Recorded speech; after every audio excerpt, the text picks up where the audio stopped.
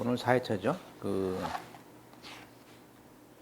지난번에 54페이지, 네, 3회 좀 하다 말았습니다. 그래서, 교재 54페이지였습니다. 지금 이제, 우리가 이제 통정, 의사표시, 그래서 몇 가지 이제 보고, 예. 교재 보시죠. 54페이지 판례가 있습니다. 밑에 2008년도 3월달 판례부터 볼 차례죠. 실제로는 전세권 설정 계약이 없음에도 불구하고 담보 목적으로 합의에 따라서 임차인 명의로 전세권 설정 등기를 했습니다.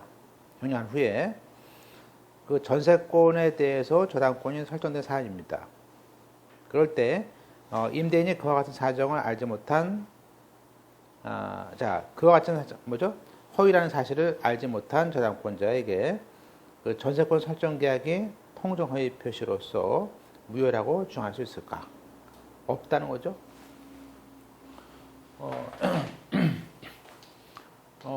이게 임대인이 임차인에게 이제 자기가 뭐 빚이 많거나 그러면 이제 재산을 빼돌리려고 그러는데 머리를 쓴 거죠. 그래서 여기 A가 B에게 그런데 야 너 앞으로 전세권 등기를 해줄게 해가지고 이렇게 그 전세권 등기를 했습니다. 그러니까 전세권에 대한 어떤 보증금 발급 것도 없이 그죠? 그래서 예를 들면 2억이다 이렇게 돼 있어요. 해줬어요. 그런데 이 사람이 이제 공교롭게도 빚이 많은 사람이야. 그래서 이 B의 B의 채권자가 있겠죠. K가 얘한테 돈을 달라고 합니다. 달라고 그러니까 달라는 와중에 얘가 살고 있는 집을 한번 떼어보니까 얘 앞으로 전세권이 돼 있는 거야. 야, 너 돈도 많은 놈이 왜 그러냐 그랬더니 그럼 얘기를 해야 되는데 얘가 사실은 내 거가 아니고 이 사람이 이렇게 그죠? 합의를 해가지고 얘의 편의를 위해서 내가 전세권 등기 해준 거다. 그래서 실제로는 전세권 사는 것도 아니고 그렇게 말을 했어야 되는데 그런 말을 하다 가만히 있으니까 그죠? K라는 사람이 여기다 가가지고 야 그럼 전세권에다가 내 돈 저당권에 부기등기로 이렇게 저당권 설정을 해달라 하는 거예요. 돈을 안 주니까.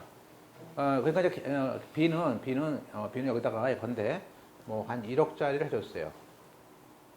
그죠? 그러면 이 전세권에 대해서 저당권자한테 K한테 1억에 대한 저당권 설정을 해줬습니다. 자 이제 그러면요. K라는 사람 뭐요? K라는 사람은 당연히 돈을 안 주면 이거에 대해서 경매를 넣겠죠. 그런 상황이 됐습니다. 그래서 그런 상황이 돼가지고 얘한테 내용 증명을 보내고 전세보증금 2억 중에서 이런 내놔라. 그죠? 안 주면 경매하겠다. 이런 식으로 보내니까 A가 한 얘기 뭐냐면 야 우리는 전세권에 대해서 서로 짜고 한 거다. 그죠? 한마디로. 이 통정한 건데, 이 우리끼리의 합의인데, 그죠? 무슨 전세권이냐? 야, 전세보증을 준 것도 없다. 증거도 있다. 그래요. 그러면 이제 이게 우리가 얘기하는 그 108조에 있는, 그 통정의사표시죠. 이 통정의사표시는 이 둘 사이에는요, A와 B 사이에는 무효죠, 둘이. 그렇지만, 이게 제3자가 끼면 이게 고라파게 된 거예요. 제3자가 끼면, 얘가 뭐죠? 아까 여기 나왔죠, 여기? 그러한 사정을 알지 못한다는 말이 뭐예요? 선의의 제3자 아니야. 이 사람한테는 그 내용을 주장할 수 없다. 이 허위 표시라는 내용을 주장할 수 없다는 말을 법에서 뭐라고 합니까? 대항하지 못한다. 그런 거예요. 꼼짝없이 1억을 괜히 이상한 일 해가지고 1억을 갖다 물어주게 되는 이런 경우 있습니다. 그래서 그래서 무효를 주장할 수 없습니다. 그것이 그 소극적이라는 얘기죠. 그래서 그러니까 항상 이제 판례를 보실 때는 그렇게 제가 다시 한번 54페이지 맨 끝에 통정허위 표시로서 무효를 주장할 수 없다라고 써놓으세요. 항상 다시 공부하실 때는 왼쪽 맨 밑에 있습니다. 주장할 수 없다라고 써놓으시고, 그죠? 이게 있는지 없는지를 공부하실 때는 있는지 없는지를 분명히 딱 부러지게 알아야 됩니다. 나 이거 있다는 건지 없다는 건지, 그죠? 그러니까 시험 문제는 보세요. 이렇게 길게 나오죠. 길게 나오는데 맨 끝에 이게 도대체 있다는 건지 없다는 건지 그 분명히 해놓으셔야 된다 그 얘기예요, 그죠? 그래서 보실까요? 그 언더라인 치신 거 보면 이제 그런 얘기예요. 결론적으로 전세권 설정 계약만 놓고 보면은 그래, 그건 통정허위 표시야, 무효야. 그렇지만 그 전세권 설정 계약에서 형성된 그 법률 관계를 토대로 별개의 새로운 법률 관계로서 저당권자가 있다는 거지. 그러면 그 저당권자에 대해서는 그와 같은 통정이라는 것을 알았을 때만 무효를 주장하니까, 그죠? 몰랐을 때는 무효를 주장할 수 없다는 얘기죠, 그죠? 또 그러면 이제 또 이 사람이 그런 얘기예요. 야, 그러면 너는 얘가 돈이 없다는 것을 만천하에 알고 있는데 네가 조금만 주의를 했으라면 알지 않겠냐? 얘는 지금 이게 여기는 지금 이게 종로인데 얘가 살고 있는 집은 경기도 인천이다 그래요. 그러면 얘가 왜 전세권을 했을까? 야, 그러는 거야. 너는 그러면 너도 좀 그죠? 이 선이지만 너는 그래도 무과실 조금만 주의를 하면 알지 않았을까? 그건 아니에요. 이 사람이 과실까지 관계없어요.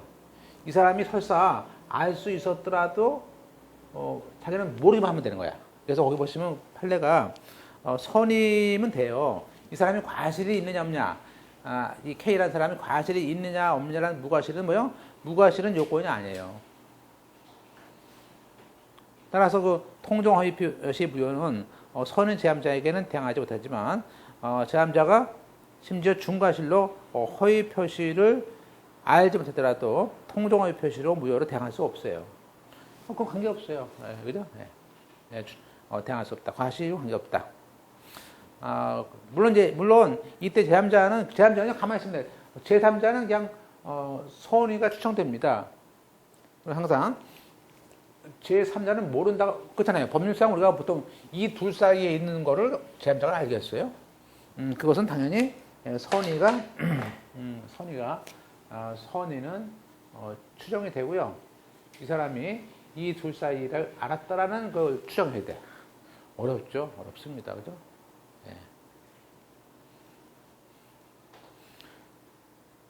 그래서 그런 주장과 입증 책임은 그 허위의 무효를 주장한다. 누굴까?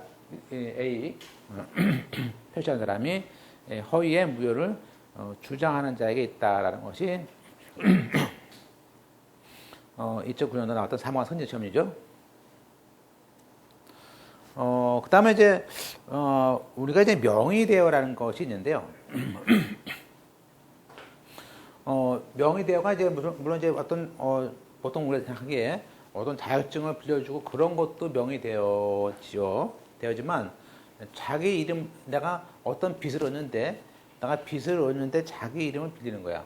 그러니까 여기서 KY라는 사람이 K2한테 갔어요.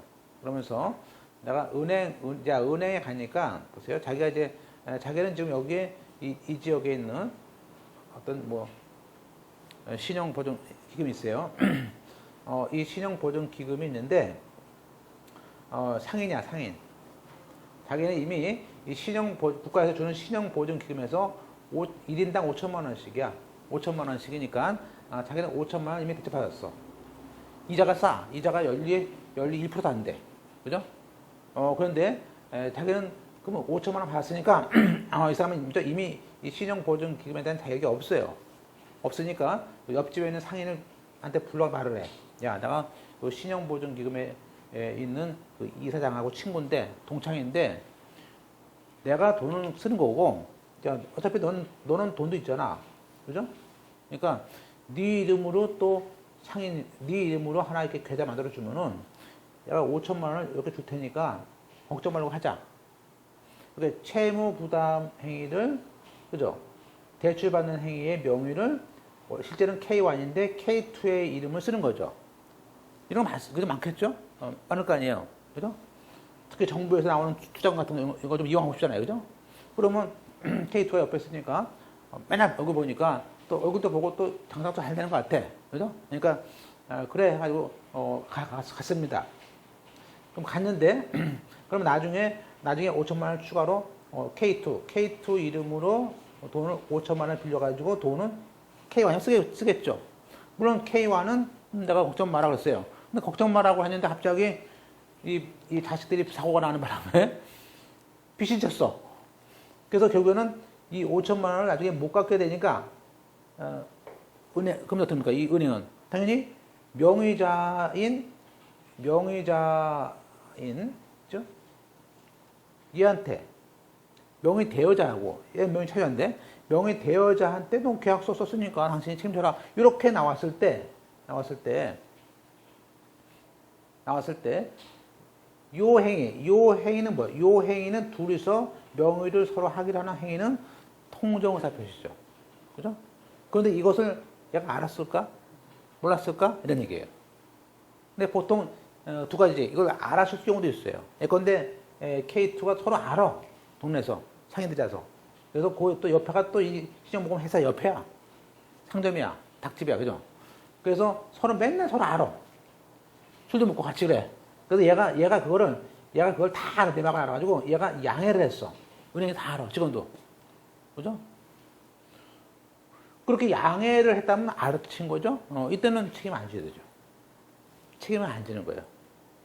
그러니까 우리가 항상 그럼 보세요. 내가 명의를 대여해서 이렇게 짜고 치고 하는 것들이 이렇게 있다, 살아가면서. 그럼 짜고 치는 일이 있다면 어떨까요? 그 사람하고 같이 이렇게 셋이서 모이는 게 좋아요. 셋이서 모여서, 그냥 터고. 그러니까 이게 둘만의 비밀은 안 좋은 거야. 안 좋고요. 이렇게 자꾸 이게 세 명, 삼자 간에 터서 이게 있을 땐 돼요. 그러니까 나중을 위해서라도 이렇게, 이게 거절할 수 없는 상황이면 이렇게, 이걸 알고 이렇게 서로, 만약에 이 사람이 K2가, 사실은 이게 사람 살다 보면 이것 좀 거절하기가 어렵습니다. 어려우니까, 그때는 이렇게 삼자가 너도 그걸 알았지? 라고 확인을 해주는. 확인해주면 할 수 있죠. 어쨌건 그저 자기 주위에 명의도 빌려주고, 책임도 안 주고, 이렇게 할 수 있지 않습니까? 그래서, 통정의 표시를 이렇게 알았느냐.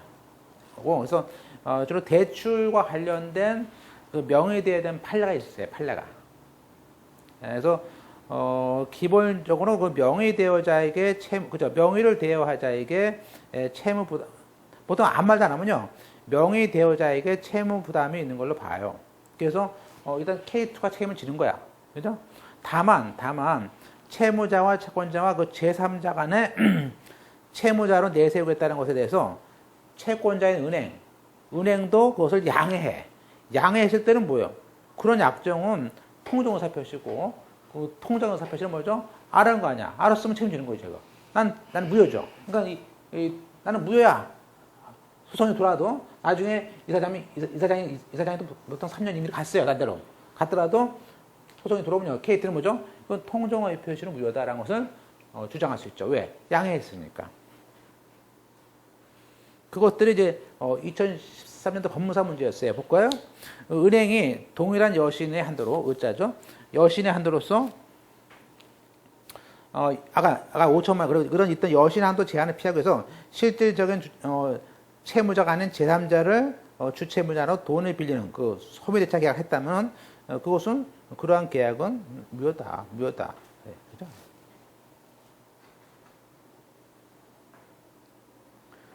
그래서 거기 보시면 이것들이 이제 법령 시대 나왔었고요. 그 2001년 판례죠.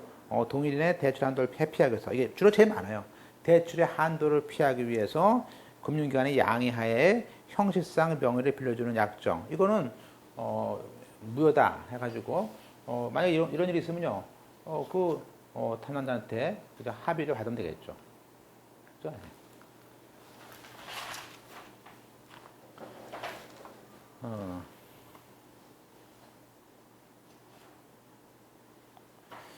그다음에 예, 나머지는 차고죠, 차고. 자 이제 우리가 103조 행위는 참 어떻게 보면요, 내가 이게 짜고 치는 행위를 하다가도 잘못하면 자기 꾀에 자기가 넘어가서 이 통정어휘 표시를 선의자가 생길 수 있구나. 그러니까 짜고 치는 상대방한테 문제가 있을 수 있다. 이런 것들을 이제 알 수 있습니다. 그다음에 이제 차고입니다. 차고. 이제 차고. 차고란 말은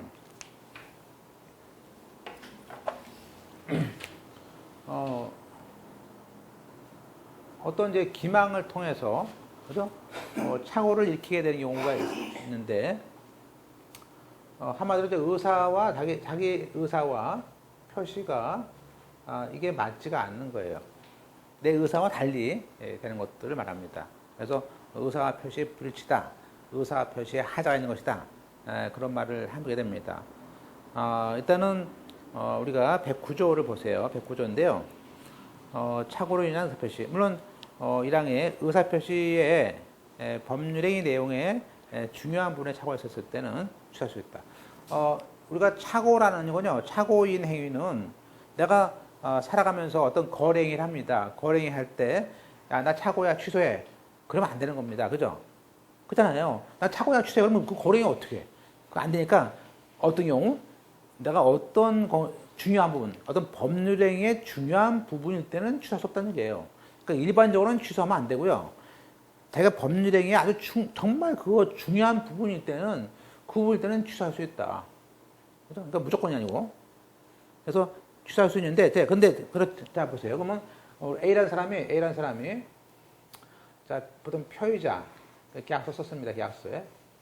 계약서에 중요한 부분에 대해서 이걸 계약서 썼습니다. 그러면 나 이 중요한 부분에 대해 몰랐으니까 난 나중에 이걸 계약을 취소한다라고 하겠죠. 근데 취소할 수 있는데 있죠. 109조 1항에 따라서 취소할 수 있는데 이 중요한 부분에 대한 취소할 수 있는데 물론 이 중요한 부분이 뭐냐도 중요하겠지만 다만 이 표의자에게 중대한 과실이 없어야 돼요. 그죠? 중대한 과실이 있으면요, 취소 못 합니다. 아무리 중요해도 자기가 중대한 과실이 있으면, 그러면 중대한 과실은 뭐냐? 중대한 과실은 아무래도 전문가죠. 내가 의사가 자기가 치료행 하는데 과실이 있다고 나 실수로 옆에 잘랐어. 나 취소할게. 그건 안 되는 거야. 전문가냐, 아니 일반인에 따라서 그 주의 의무가 다르기 때문에 이 중과실이라는 부분에 대해서가 또 중요해요. 그래서 우리가 다시 한번 보세요. 착오라는 것은 내가 착오를 이유로 취소하려면요, 나한테 뭐가 없어야 돼요? 중과실이 없어야 돼요. 그러고 또 뭐죠? 중요한 부분일 때는 취소할 수 있습니다. 그죠? 그래서 여기서 중요한 것은 중과실이 뭐냐라는 것이에요. 그죠? 자, 볼까요? 우리가 이제, 여기는 안 나왔지만, 이제 나중에 판례항이라 한번 할 것 같은데요. 지금도 그런 게, 지금도 있어. 지금도. 판례인데, 고려청자라고 그래. 자, 이 판례가 있어요. 고려청자라고 해가지고 가서 샀어. 그러면 이 고려청자인지 아닌지는 사실 일반인들이, 물론 자기가 청자를 한 10년 동안 수집해가지고 웬만큼은 알아. 웬만큼은 알아도 속으려고 하면 맞기 어려워요. 그래서 고려청자인지 알고 내가 샀어. 그럼 우리가 고려청자인지 아닌지는 뭐예요? 중요한 부분이죠. 그죠? 그 중요한 부분이죠. 그냥 일반 도자가 다르지. 그럼 고려청자라고 알고 샀더니 나중에 고려청자가 아니야. 그러면 취소할 수 있게 해야죠. 근데 그쪽에서 그래요. 그쪽에서 야, 너는 청자만 10년 동안 판 놈이 그것도 모르냐? 넌 중과실이지. 그럴 거 아니야. 우리같이 일반 개인 같은 경우는 그건 속았다고 해서 취소할 수 있지만 너는 직업이 원래 그거 하잖아. 그래가지고 상대방이 그건 취소하면 안 돼. 5천만 원 내놔. 그러니까 못 주겠다는 거야. 왜 못 주냐면 그건 네가 고려청자란 걸 네가 그래도 준비해서 알았을 거 아니냐. 근데 이 고려청자를 알 수 있냐 없냐에 대해서는 중과실은 없다고 봅니다. 그죠? 견해가 속이는 경우가 또 있으니까. 그래서 이 경우는 고려 청자 사건에 대해서는 중과실이 없기 때문에 중요한 부분에 취소를 했어요. 취소하고 돌려준 거 5천만 원 되나. 그러니까 우리가 취소한다는 것은 뭐예요? 취소는 이제 계약은 무효가 되고 돌려준 거 내놔 하셨다는 그런 뜻이에요. 취소 안 되면 그냥 돈 주는 거고. 그래서 거기 취소가 단단히 되어 있고요. 물론 이것도 보세요. 이것도 A하고 B 사이의 문제지. 이것도 문제지. 이것이 지금처럼 선이 제3자로 넘어갔다. 이거 안 되죠. 둘 사이에는 취소할 수 있지. 근데 둘 사이에서는 취소할 수 있지만 중대한 부분으로 이 선이 제3자는 또 보호받을 거 아니에요. 그래서 거기에 단서에 이런 의사표시 취소를 하더라도 선이 제3자에게는 그 중요한 부분이라도 취소할 수 없어요. 자, 그러면 우리가 취소라는 것에 대한 입증을 할 거 아니에요. 그죠? 그래서 당연히 누가 할까요? 당연히 A라는 사람이 했죠. 표의자가. 내가 착오를 이유로 뭐 하는 사람? 자, 취소하고자 하는 사람이 입증을 합니다. 그러니까 우리가 소송에서 주장 책임은 누가 있어요? 원고, 난 취소해. A가, 그죠? A라는 사람이 취소하고자 하는 사람이 입증을 하는 거예요. 그래서 거기 착오를 이유로 취소하는 사람은 뭐죠? 그 법률행위의 내용에 착오했다. 또 그 착오가 우리 없었다면 의사표시 안 했을 거라는 증명을 해야 됩니다. 물론 착오. 자, 그러면 이제 보세요. 자, 우리가 입증 책임이라는 말을 우리가 합니다. 자, 그러면 자, 취소는 취소를 주장하는 사람이 해야 돼요. 그죠? 취소를 주장하는 사람이 해야 돼. 자, 보세요. 자, A라는 사람이 중요한 부분이야. 그죠? 야, 고려 청자야. 나는 취소할 거야. 중요한 부분이거든. 고려 청자는. 그래서 중요하니까 난 취소할 거야 라고 주장했습니다. 재판에서. 그러면 이 중요한 부분이라는 것은 얘가 입증하면 돼. 그죠? 근데 계약서에 고로 청자가 있어요. 그럼 됐죠? 증명이 됐어요. 증명. 자, 이번에는 B한테 왔어요. 판사가 뭐라 그럽니까? 할 말 있습니까? 그러니까 할 말 있죠. 왜? 조문에 중과실. A한테 중과실이 있어요. 중과실이 있다는 것은 누가 주장해야 됩니까? 얘가 주장해야 돼요. 아무한테 안 하면 그냥 넘어갈 수 있죠. 근데 B가 주장해야 돼요. 상대방이 중과실을 주장해야 됩니다. 따라서 이쪽에서는 중요하다는 부분을 취소하다. 중요한 부분을 갖다가 취소하는 사람이 해야 되고 상대방이 막으려면 또 중과실을 입증해야 돼. 근데 어렵겠죠? 훔치는 거죠. 따라서 거기에 착오의 의사표시로서 중과실로 썼는데 다시 한번 중과실의 유무는 누가 주장한다고요? 상대방이 주장을 합니다. 그걸 펼쳐놓으시고 상대방이 중과실을 주장하는 거예요. 그래서 이것도 이제 귀찮아가지고 중과실은 하나 주장 이렇게 외우시면 되고요. 그러면 우리가 법령이 중요한 부분이냐 아니냐 그걸 어떻게 아냐 그거 뭐냐 그에 대해서는요 거기 보세요. 오른쪽에 표의자가 그러한 착오가 없더라면 그러한 계약을 하지 않았을 정도로 중요해야 돼. 그러면 그 기준은 일반인 기준입니다. 그죠? 일반인을 봤을 때 자기 그러한 처지에 있었더라면 의사표시를 하지 않았을 거다. 내가 그걸 알았다. 그 얘기죠. 내가 그걸 알았더라면, 그렇잖아요. 고려 청자란 걸 알았더라면요. 샀겠어요? 안 샀겠죠. 그건 일반인 기준을 한다고요. 기준은. 그러면 따라서 이게 중요한 부분이냐 아니냐에 대해서 판례가 인정되는 것이 있기 때문에 그 왼쪽 걸 보세요. 그 왼쪽에는 동그라미가 뭐죠? 다 중요한 부분입니다. 자, 잘 보세요. 특정물 매매의 물건. 예컨대 똑같은 아파트라도요. 그런 경우도 있어요. 처음 중개 사시는 분이 강남에서 오피스텔을 하는데 와 똑같은 거야. 그래서 옆에 있는 101호하고 밑에 있는 101호가 똑같아가지고 헷갈려가지고 101호를 헷갈렸어. 101호 똑같이 101호를 했어. 근데 그 사람이 보고 갔는데 다음에 또 보여서 계약서 줬는데 자기는 옆에 있는 건물, 쌍둥이 건물, 그죠? B동 건물에 101호인데 갑자기 A동 건물 100을 주는 거야. 그래서 나는 물론 똑같아. 똑같아, 그죠? 똑같은 건물이죠. 여기도 101호, 101호 있어. 그러니까 중개사가 그래. 난 계약 안 할래요. 왜? 나는 이쪽에 있는 건물 나 이쪽에 있는 101호인데 내가 왜 이걸 합니까? 그러니까 이쪽에서 그래. 중개사가. 아유, 이 사람이 아주 하기 싫으니까 그러네. 이거 똑같은 거 이거나 똑같은 거지. 이게 무슨 똑같은 거 가지고 당신이 중개 임의를 안 하려는 거지? 그래. 그래서 그런데 우리 법은요. 매매 목적물의 특정은 다른 거죠. 똑같은 오피스텔에도 똑같은 그저 옵션이 있더라도 그 사람이 101호로 이쪽에 있는 101호로 한 것이 이쪽이 아니란 말이에요. 그럼 없는 거지. 우리가 그 냉장고 같은 거 사더라도 TV도요. TV도 나는 이쪽에 있는 TV 거기 물건에 있는 요 물건을 사려고 카메라 찍었어. 그죠? 찍었어. 요 가운데 있는 물건을 샀어요. 그죠? 이분은. 근데 이분이 사는데 만약에 그 잠깐 갔다 온 사이에 누가 팔고 딴 거 똑같이 갖다 놨어. 근데 그 사람이 난 싫다 그러면 싫을 수 있잖아.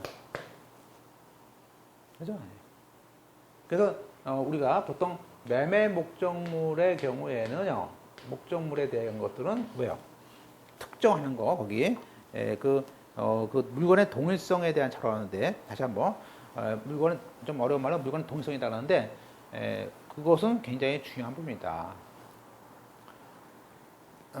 물론 내가 사람을 때렸는데 상해 정도나 치료 기간이 한 3개월 정도만 될 줄 알았는데 치아 치료가 한 9개월씩 가고 그래서 지금 오래 가요. 너무 오래 가. 그런 것도 합의했더라도 그죠? 내가 합의해 주셨지만 치아 부분은 내가 다시 할 것 같아. 합의를. 그죠? 할 수 있죠.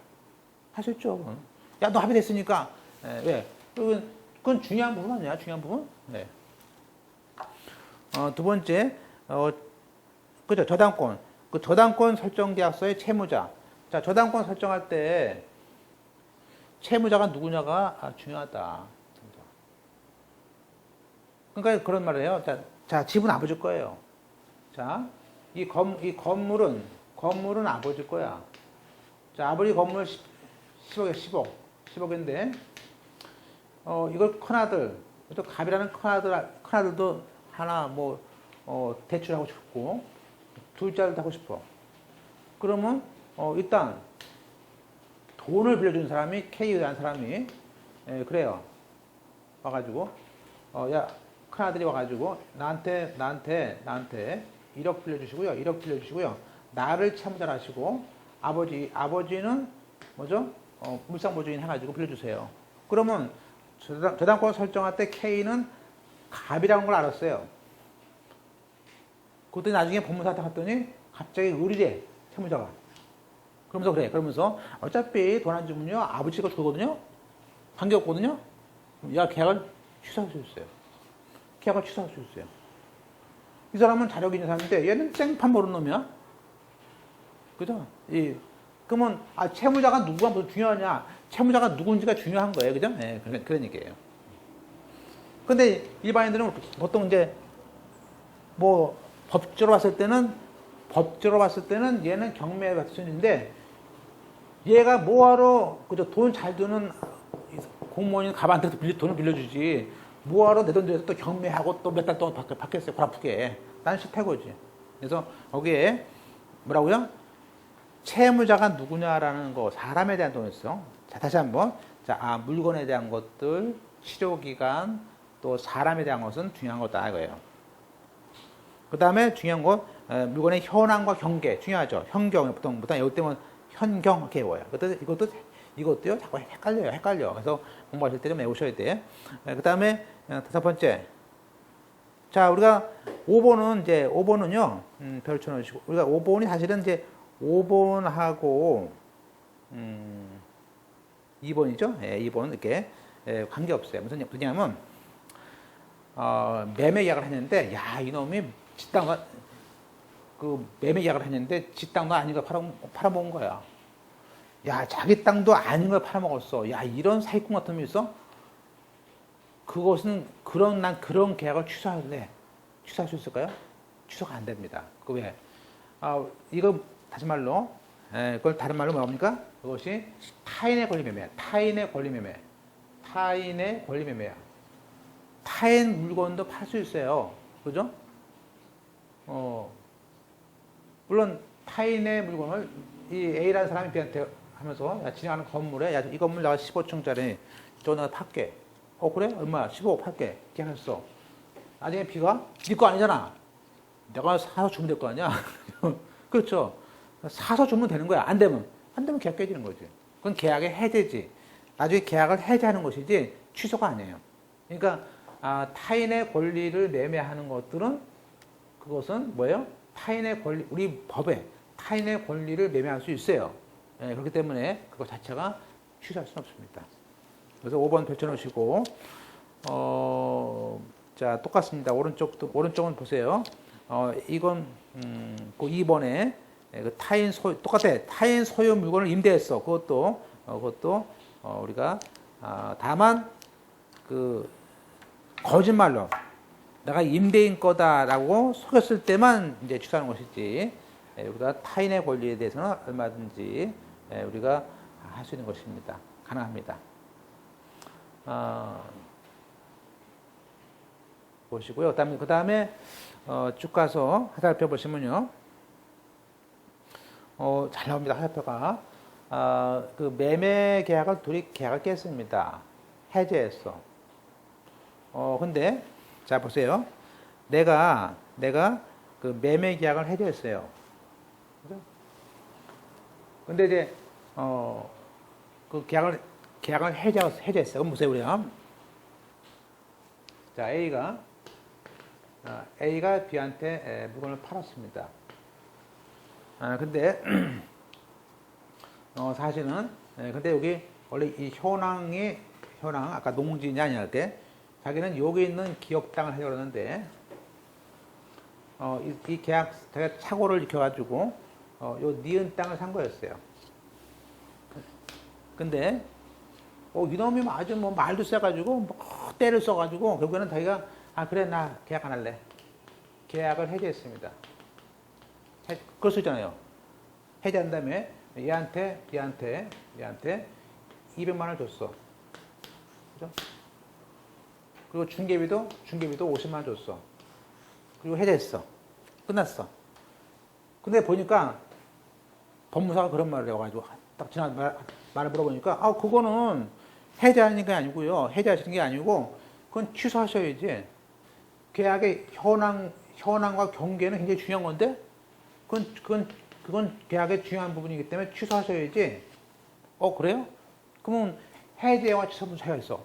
해제하려면 책임 있는 사람이 계약금을 100을 내야 되는 거고, 취소는 그냥 그런 해약금 없이 그냥 취소하는 것이 아니냐. 그죠? 그러니까 매매계약을 해제하려면 책임 있는 쪽에서 돈을 물어줘야 되는 것이고, 손해배상으로. 취소는 그냥 취소야. 그러니까, 그래요? 그럼 나 취소할래. 그래서 내용유명을 취소한 다음에, 야, 너 250만 원 내라. 가져간 거. 이렇게 할 수 있냐, 그지? 결론은 할 수 있다는 거죠. 할 수 있다는 거죠. 왜? 보세요.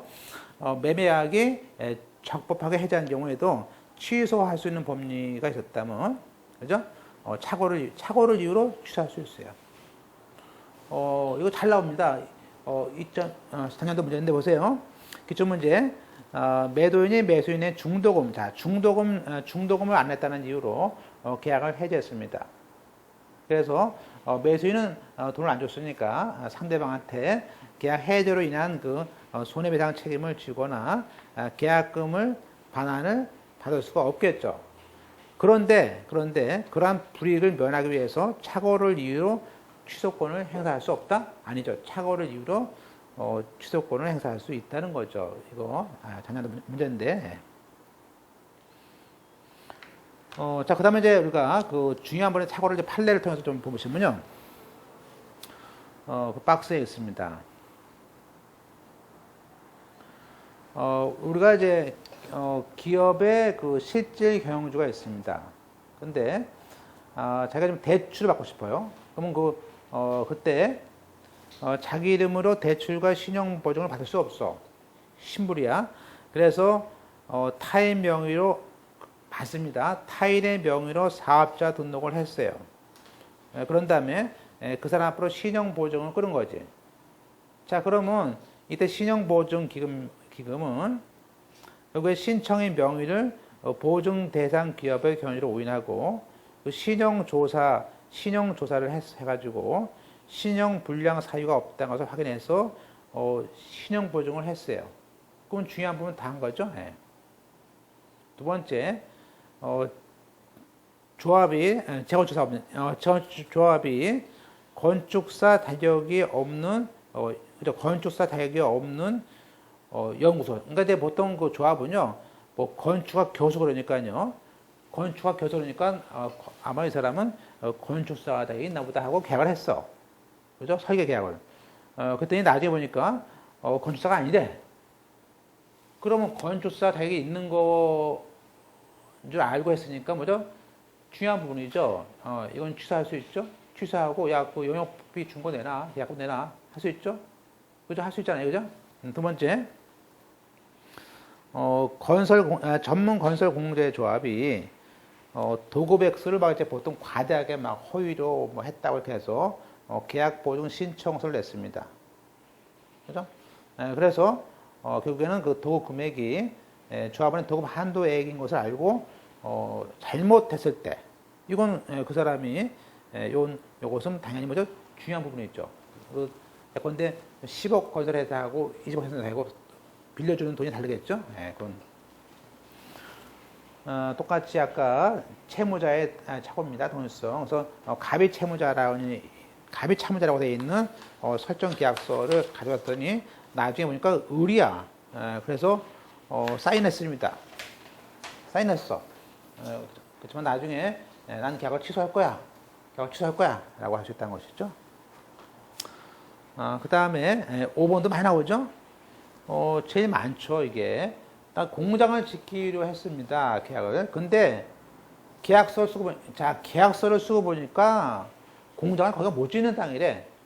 그럼 공장을 못 짓는지 안 짓는지 그거에 대해서도 거기에 중요한 부분이다, 이겁니다. 그러나 이제 우리가 중요한 부분이 아닌 판례도 있습니다. 밑에 보시면 우리가 주채무자의 돈을 빌려주고 그 차연금을 반환한 채무에 대해서 보증을 이제 해달라 그러니까 그 공정증서에다가 그 연대 보증인이 서명 날인했습니다. 그죠? 근데 알고 보니까 그것이 그 보증이 아니고 구상금 채무자에 대한 거였어. 그럼 우리가 여기는 보증을 할 의사로 사인한 거나 구상금을 주겠다는 거에 대한 사인이냐, 뭐 그 효과는 채무를 지겠다는 거죠. 나중에 와서는 다른 거다. 이렇게 말할 수는 없는 것이죠. 어차피 그 사람은 보증까지 드렸던 사람인데, 그죠? 예. 그 다음에 이제 우리가 또 이제 자주 나오는 게 뭐냐면 동기에 착오라는 것입니다. 동기. 의사는 이제 동기라는 말은 사실은 이제 보통 표시를 해야 되죠. 내가 만약에 거기다가 공장을 지려고 그래, 공장을. 근데 공장을 지려고 그러는데 그 공장을 짓겠다는 거에 대해서 그걸 중개사한테도 얘기하고 상대방한테도 얘기를 해야겠죠. 지금 제가 얼마 전에도 오셔가지고 어떤 분이 그런 말이에요. 나는 그 땅을 A가 B에 땅을 팔았는데 땅이 이렇게 있대요. 여기 있는 부분 땅을 샀어요. 이게 언덕 딱 도로가 이렇게 있고. 근데 이게 막다른 골목인데, 근데 여기를 들어가려면 여기 길이 없어가지고 이쪽에 이렇게 돌아가지고 이쪽으로 길이 나 있대, 이렇게 도로가 이렇게. 그래서 이제 샀어요. B가 자기는 건축업자래. 사고 보니까 나중에 이제 계약을 취소하려고 그래. 왜? 그러니까 여기다 집을 지려고 하니까 당연히 이걸 건물을 짓고 집을 지려고 했는데 문제는 여기 옆에 있는 사람들이 주민들이 다 반대할 것 같단 말해. 문제는 뭐냐면 이 레미콘 트럭이 이걸 가려면요 여기에 들어갈 수가 없대. 여기 돌산이 이렇게 있는데 거기 지나갈 수가 없다는 거야 차가. 그러면 레미콘을 여기다 세워놓고 일일이 날라야 되는데 계산해보니까 인건비가 나온다는 거야. 아니 내가 뭐하러 하냐. 난 안 하겠다. 그렇게 계약을 취소했다고 합니다. 될까요? 될까? 그러면 자기가 건축하겠다는 말을 이렇게 해서 여기에다가 건축을 잘 짓을 수 있을까요? 라고 그런 말을 또 했대요. 그랬더니 중개사 이 사람이 건물 짓 수도 있죠. 이렇게 말을 했대. 그러면 이 사람은 뭐냐면 이 사람 자 보세요. 자, 이 사람의 동기는요. 계약서에 안 썼죠. 이 건축을 짓겠다는 동기죠. 그러면 동기를 했을 때 자기가 건축 짓는 사람이 적어도 여기에 돌계단이 있는지 뭔지 알아야 할 거 아니야. 다녀보고. 근데 이 사람 얘기는 뭐냐면 너희들이 돌계단이 있는 걸 일부러 알고 팔았다 그거지. 때를 쓰는 거죠. 그죠? 예. 그래서 따라서 보세요. 어떤 계약을 할 때 그 사람의 동기는 중요하죠. 이 사람은 중요하지만 이 사람은 중요하지 않지. 그 사람이 거기다 공장을 질 거다 그러면 자기 공장을 짓겠다는 말을 계약서에 써야지. 요런 계약을 내 동기는 이러이러한 공장을 앞으로 지금은 안 짓지만 3년 후에 질 건데 3년 후에 그 공장이 만약에 이 공장 설립을 알아봐가지고 3년 후에도 그 공장을 갖다가 질 수 있는 땅인지를 알아본 다음에 그것이 되면 내가 그죠? 중도금을 줄 것이고 없으면 그냥 그죠? 계약금 없이 합의해서 합시다. 이렇게 표시를 해야죠. 따라서 어떤 그 계약의 동기라는 건 중요합니다. 그렇지만 이 동기는 이 사람 마음속에만 있는 것이기 때문에 이거를 겉으로 표시를 하거나 상대방도 알았어. 물론 계약서에 표시 안 해도 상대방이 알아면 또 돼. 그죠? 근데 그 두 가지가 안 된 상태에서는 동기에 대한 중요한 부분이다 이유로 착오로 취소할 수는 없다 이거예요. 그래서 보세요. 우리가 법률행위 착오라는 것은 물론 의사와 표시가 일치 안 합니다. 그럼 특히 동기의 착오라는 것은 의사와 표시는 일치하지만 그 의사 표시를 결정하게 된 동기가 실제와 다른 거 아니에요? 그죠? 따라서 우리 판례는 원칙적으로 동기를 계약서에 표시해서 계약의 내용으로 삼은 때 착오를 이루어 취소할 수 있다. 그죠? 물론 그러니까 표시만 하면 되는 것이니까 꼭 우리가 별도로 그렇게 하기로 합의까지는 필요 없다. 그죠? 그죠? 합의까지는 필요 없다는 거예요. 그래서 또 복과 하사표에 동기의 착오란 것은 법령의 내용의 중요 부분의 착오에 해당함을 이유로 표의자가 법령의 이유로 취소를 하려면 그 동기를 당해 의사표시의 내용으로 삼을 것을 상대방에 표시하고 그 표시하고 동남 쳐주세요. 표시하라는 말을 동남 쳐놓으시고 표시하고 또 그것이 의사표시 해석상 법률의 내용으로 삼을 거라고 되어 있는 것만 충분하다. 따라서 그 당사자들이 별도로 동기 의사표시하겠다는 합의까지는 필요 없다.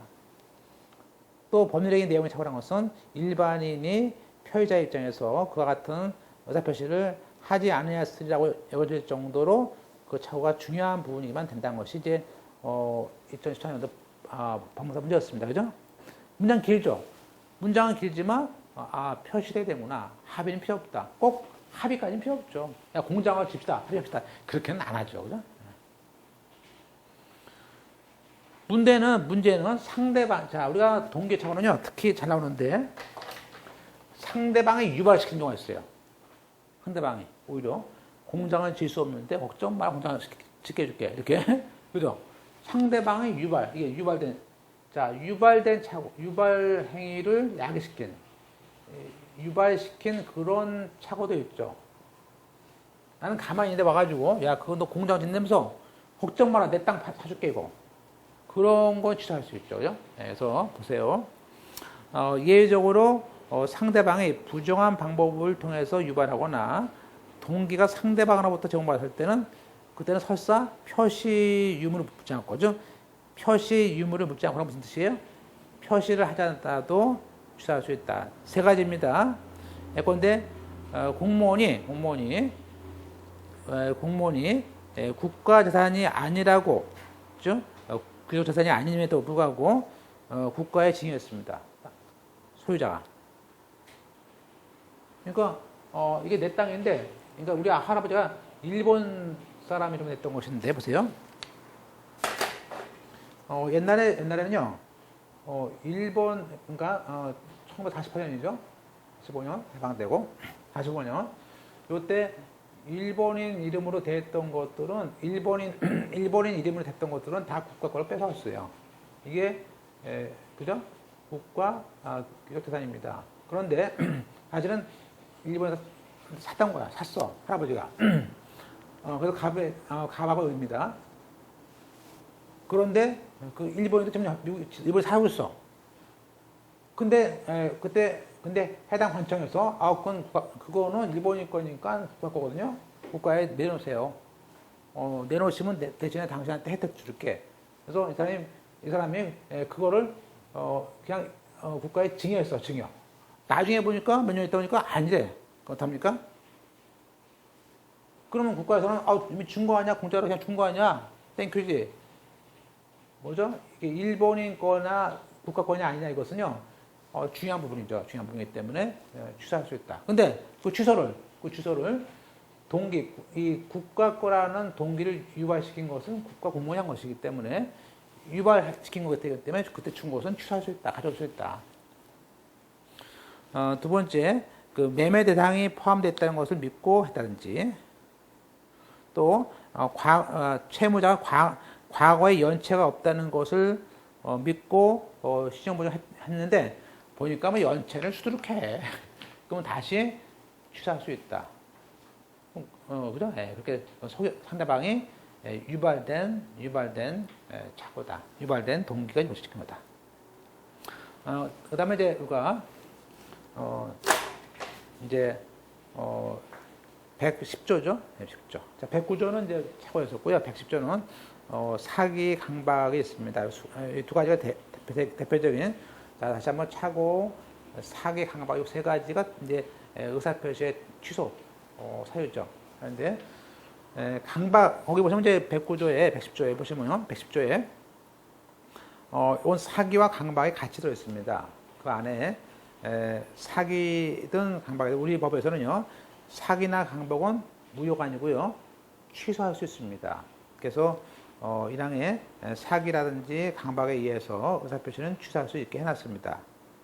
그런데 문제는 상대방이 보통 있는 상대방이 있을 때면 되는데, 자, 2항에 상대방이 있는 의사표시에 관해서 사기를 보세요. 사기란 것을, 자, 보세요. 1항. 자, 1항과 2항 있습니다. 자, 사기라는 것을 상대방이 나한테 속였어. 그러면 취소할 수 있겠죠.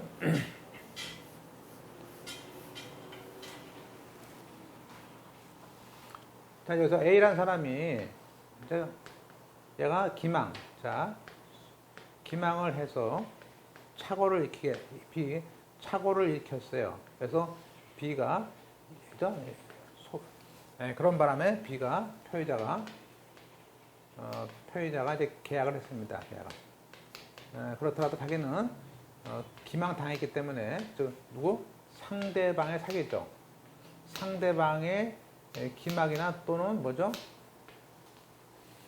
강요를 해야죠. 하든지 이렇게 했을 때는 우리가 B는 계약을 취소할 수 있습니다. 취소할 수 있어요.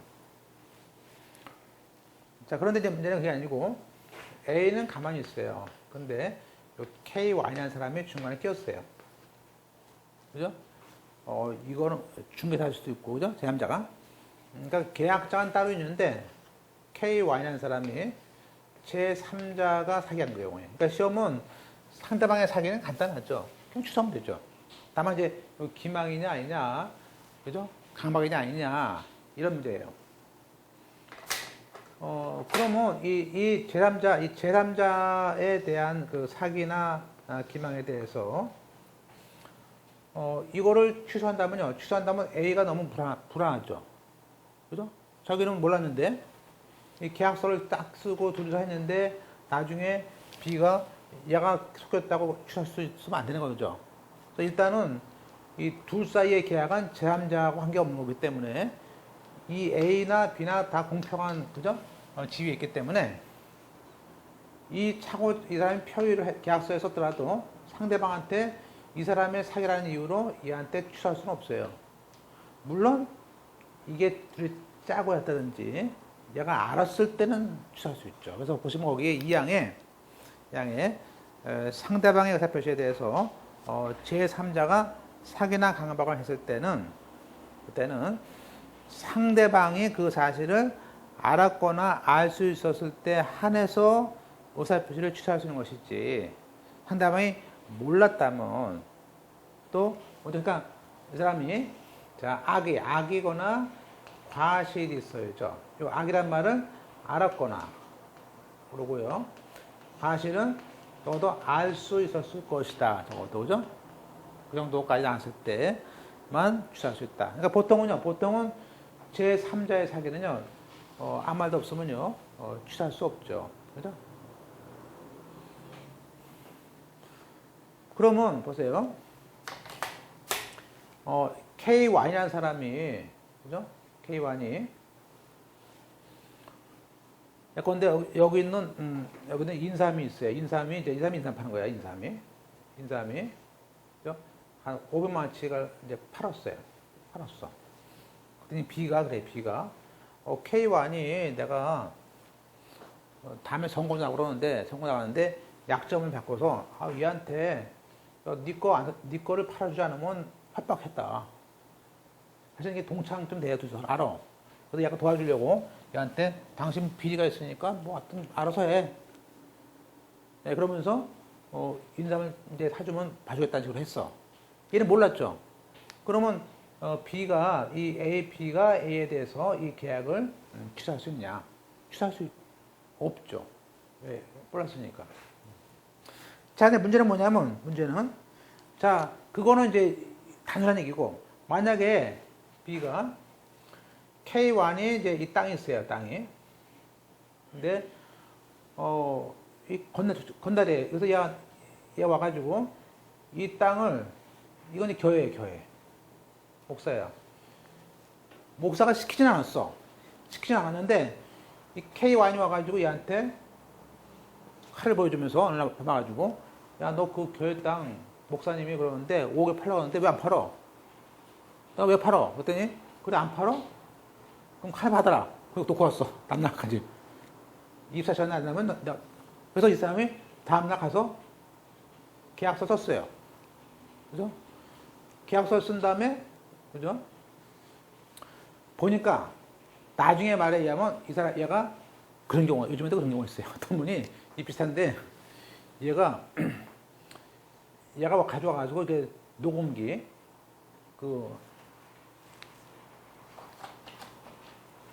청소하다 보니까요 이 K 사무실 갔었는데 여기에 녹음기가 있었어요. 녹음기. 그래서 CD가 하나 있길래 가져왔더니 와, 이 둘 사이에 전화를 하고서 그죠? 야, 네가 가서 해라 이런 말이 다 녹는 거야. 저희 사무실 어떤 분이 오셨어 가져와가지고. 그러니까 이놈이 이제 또 만약을 위해서 얘도 또 있으니까 만약을 위해서 녹음을 떠났나 봐요. 서로 못 믿는 거지. 그걸 가져왔어. 그럼 뭐요? 이거는 강박에 의한 의사표시를 A하고 K 둘 다 알고 있는 거죠. 그럼 얘가 계약을 취소할 수 있죠. 그랬더니 그 계약을 취소하려고 한 일주일 지났는데 그 사이에 이 A한테 줬더니 이 A를 결국에 제3자한테 7억에 팔았어요. 교인한테. 그죠? C한테. 그러면 이 계약의 취소를 얘는 이 제3자 사기에 의해서 이렇게 사기당했는데 얘들한테는 취소할 수 있죠? 자, 보세요. 취소라는 것은 계약을 한 자인 누구한테 합니까? K1이 아니고 A한테 하는 겁니다. 항상 취소의 상대방은 강박을 한 사람이 아니고 계약서의 상대방은 A한테 하는 거예요. 문제는 뭐냐면 이 계약 관계에 대해서 모르는 선의 제3자가 있기 때는 얘한테 이것을 취소할 수가 없다는 거예요. 그러니까 항상 우리가 보세요. 지금까지 보세요. 통정허위 표시, 비진의 표시, 오늘 배웠던 착오에 대한 의사표시, 그죠? 강박에 대한 표시. 다 뭐죠? 이 계약자가 아닌 제3자한테는 주장할 수 없다는 거예요. 그죠? 그래서, 그거 보시면, 사망에, 자, 이항, 제3자 사기에 의해서, 그죠? 상대방이 알았거나 알 수 있었을 때 취소하죠. 그러한 취소. 자, 보세요. 사망에. 그러한 취소를 할 수 있지만, 그것도 선의 제3자에게는 주장할 수가 없어요.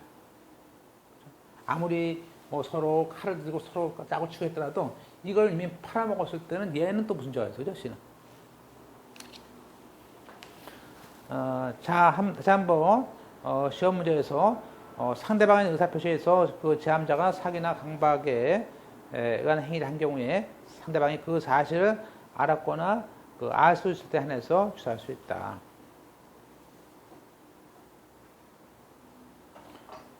자, 기망이라는 것은, 보세요. 그럼 만약에, 우리가 거기에, 기망이란 말은 그 착오에 빠뜨려서 의사표시하는 것을 말하는데요. 기망이 시가. 우리가 매매를 하면서 시가를 숨깁니다. 그죠? 시가가 저게 10만원짜리인데, 10만원짜리인데 30만원에 약 팔 수도 있어요. 그죠? 그러면 이 사람이 시가를 묵비했어. 그러면 시가를 묵비해서 매도인에게 그 고지하지 않았어요. 또 시가보다 낮은 거라고 했어요. 그럼 그것만 가지고 기망이냐? 자, 우리가 시가. 자, 시가에 대해서는 우리가 기망으로 보지 않습니다. 그죠? 자, 그러면 우리가 기망이라는 것은 민법상의 기망이란 말은요, 기망이라는 것은 상대방을 착오에 빠뜨려서, 사람을 속여서 그 착오에 따라서 계약을 하게 만든 겁니다. 그러니까 아까 착오를 일으키는 게 뭐예요? 기망이니까. 그래서 그러면 그때 기망이라는 것은 어떤 경우에 기망이냐에 대해서는요, 일단은 계약을 할 때, 적어도 고지의무라는 게 있다 이거예요. 적어도 신의 책상, 그죠? 예컨대 내가 지금 경매가 들어갔어. 집에 경매 들어가고 있는 거, 경매 들어왔어. 근데 밤중에 만나가지고 야, 이 집을 내가 이게 5억인데 야, 갑자기 내가 미국 가니까 야, 2억만 좀 팔을게. 그 다음에 내일 당장 아침에 돈 줘. 그러고 이거 받았어요. 그럼 기망이죠. 경매가 들어갔다는 사실은 굉장히 중요한 사실이죠. 그건 고지해줘야지. 야, 경매 들어갔으니까 싹 팔게. 이거 하고 그냥 파는 거 다른 거죠. 적어도 그래서 이거는 계약자 간에 적어도 어떤 고지 의무가 위반되면은 그때는 기망이다. 네. 그게 뭐냐? 볼까요? 자, 1번. 그런데 저한테 1번. 자, 시가. 자, 우리가 교환 계약에 있어서 일방의 상대방에게 자기가 소유하는 목적물의 시가를 허위로 고지했을 때 이게 사기로 취소할 수 있습니까? 이거 많이 물어봐요. 그러니까 보통 그래요. 보통 이제 우리가 요즘에는 근교에는 모텔 같은 거라든지 펜션이 안 되는 경우도 있어요. 그죠? 또 막상 또 자기가 은퇴해서 해보니까 그게 보니까 일도 많고 또 잘 될 때에 비해서 거기서 또 계속 살아야 되니까 또 지겨운 거지. 그래서 그런 경우는 보통 안 팔려요. 안 팔리니까 그냥 보통 교환을 해요.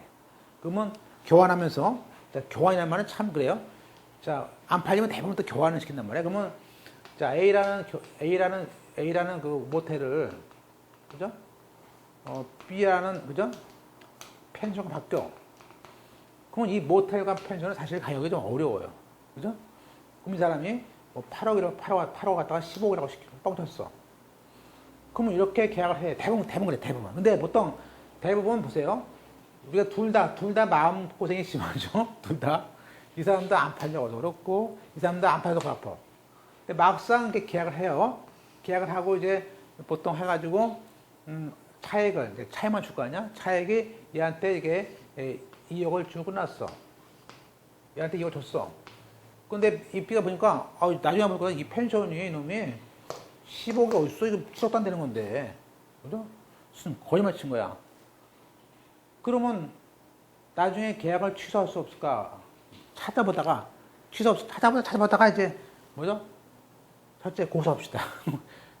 속였으니까. 보통 일반인들은 속였다 그러면요. 속였다 그러면 보통 형사고소 생각해. 이건 안 돼요. 편취의사. 두 번째는 민법상 사기다. 이게 사기냐. 자, 그럼 보세요. 우리가 여기서 고지의무를 얘기해요. 그럼 그 사람이 팔 때 시가에 대한 고지의무가 있는 거냐. 그래서 보시면, 그러나 시가는 고지의무가 없다. 파는 사람이. 복과 그 교환 계약을 할 때 일방에 그가 소유하는 그 목적물 시가를 허위로 고지했을 때 그것은 보세요. 이 사람이 보세요. 내가 이것을 시가를 허위로 뻥쳤어요. 그렇다고 이 사람이 자기 의사 결정하는데 간섭이 돼요? 물론 이 사람은 이제 계약을 취소할 때 그렇게 말 하겠지만 실제는 얘가 이걸 벽이다 뻥을 쳐도 가보면 알 거 아니야. 그죠? 네. 물론 나중에 이제 보통 사람들은요, 나중에 계약을 깨려니까 이제 그때서 나는 뭐 너가 그렇게 뻥쳤다 얘기하는 건데 실상은 그 시가라는 것은 대부분 어느 정도는 올릴 수도 있고 있다 그런 얘기죠.